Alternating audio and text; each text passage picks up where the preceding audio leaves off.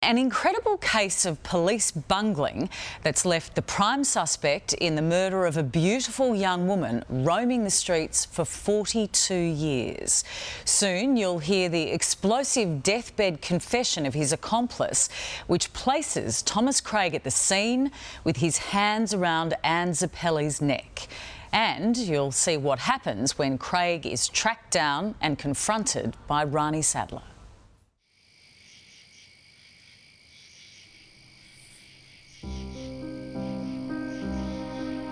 Anne Zappelli was a young woman from country Western Australia, beginning to make her way in the world.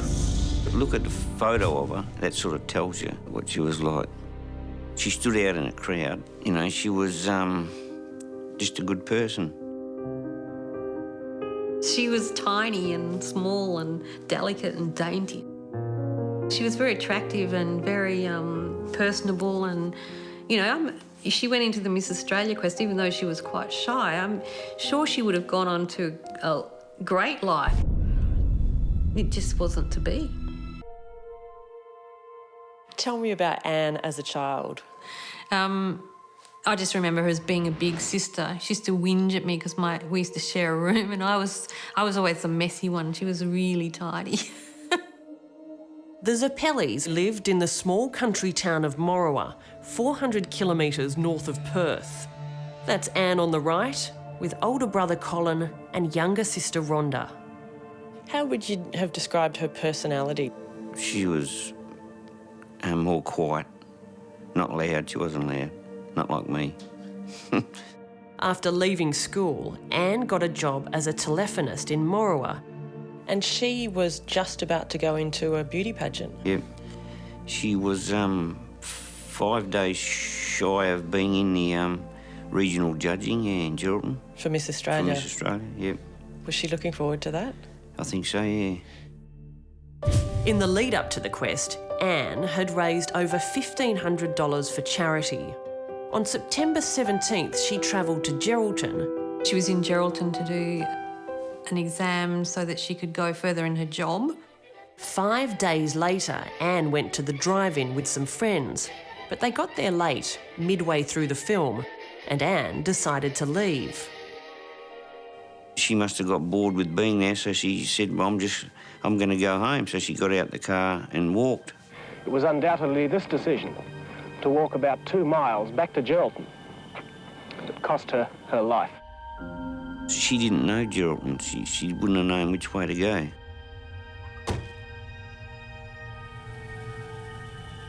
Passing motorists saw 2 men in a car slow down next to Anne.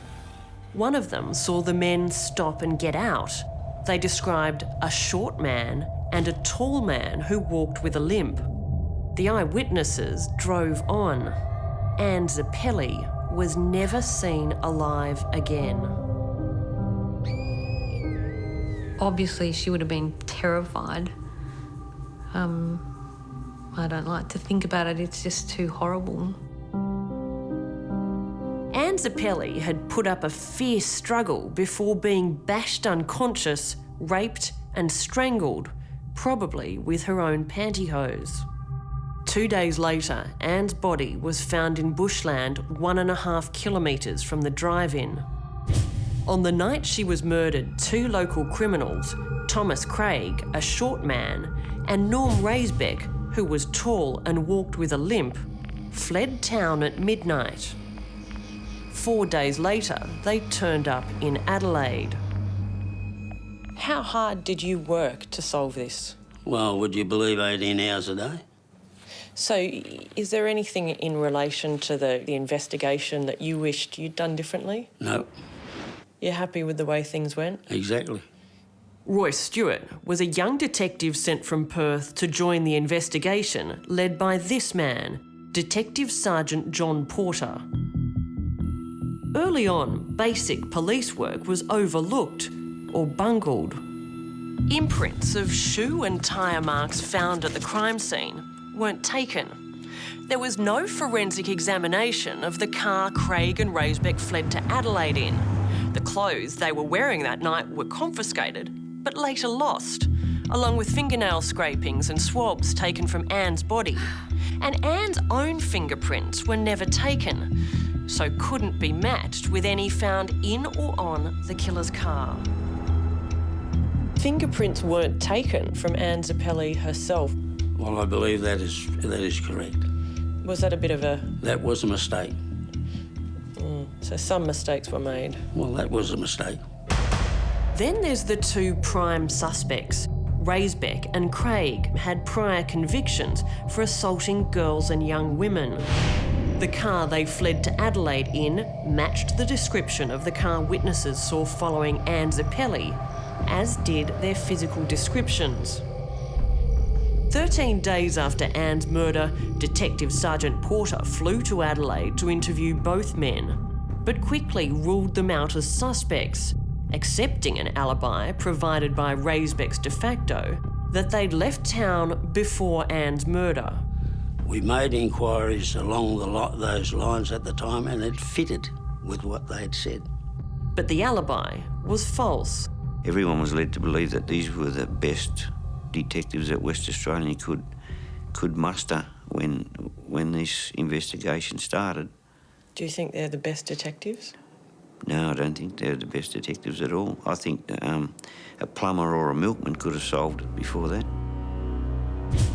After Detective Sergeant Porter dismissed them as suspects, Raisbeck and Craig slipped out of sight.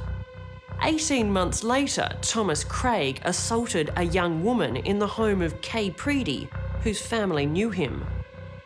18-year-old Kay was in another room when she heard screams coming from the lounge room. She raced round and saw Craig with his hands around the woman's throat.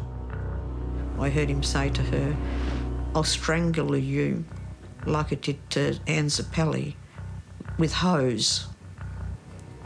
And that's when I screamed out to my husband. Kay's husband chased him down the street.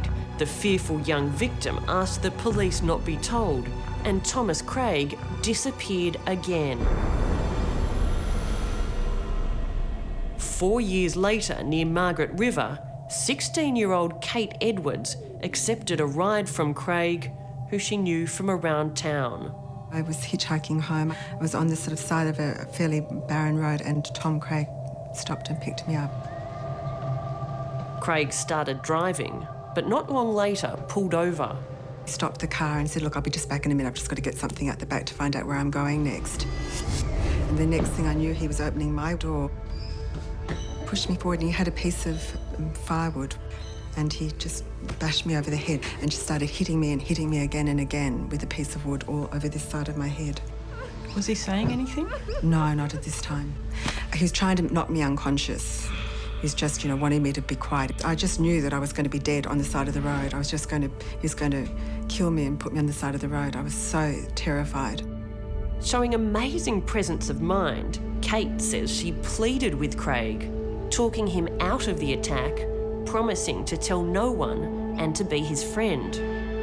He drove her home, but as soon as he left, the bruised and battered teenager called police, who charged him.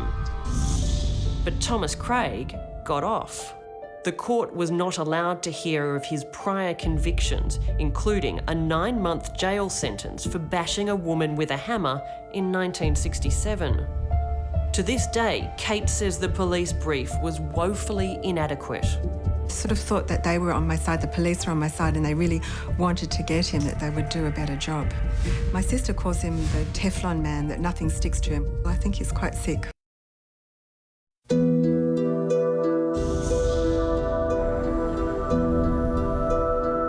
I'm sure she would have had a great life.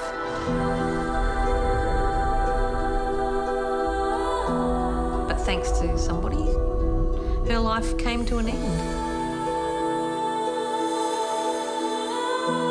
Beauty queen Anne Zappelli was raped and murdered in 1969.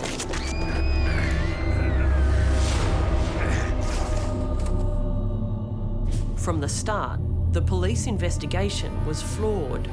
Crucial evidence never collected. Key suspects Tom Craig and Norm Raisbeck never properly investigated. It's been a frustrating investigation and police have all but given up hope of finding Anne Zappelli's killer. This is Nightline 6 p.m. But out of the blue in 1980, a decade on, a new lead. I was involved in a crime. An anonymous call to a Perth radio station. We did something terrible. How terrible? It's Geraldton. It's that country town. I don't think murder's a light charge. The caller didn't give his name, but police suspected it was Norm Raisbeck. An Australia-wide alert was issued to track him down. Raisbeck was to be offered an indemnity in return for his testimony that Tom Craig had killed Anne Zappelli.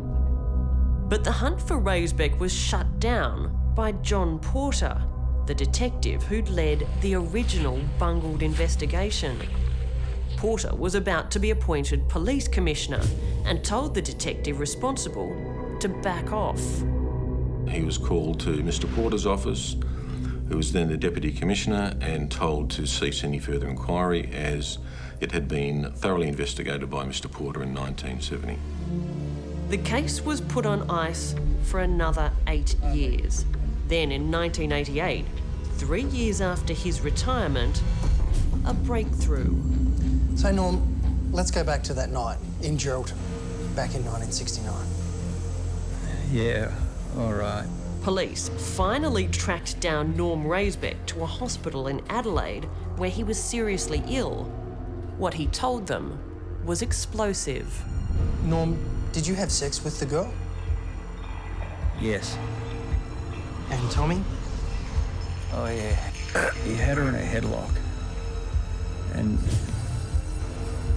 he pulled her down at some point. Raisbeck said that the last time he saw Anne, she was alive and Craig's arms were around her neck. Anne's autopsy revealed she'd been strangled. Norm, have you told us the truth here today? Yeah. Police now thought they had the evidence to go after Tom Craig, but critically, they only took notes, not a sworn statement. 1 month later, Raisbeck died, and his confession was useless because it had no legal standing. So the man confessed to the crime, Yeah.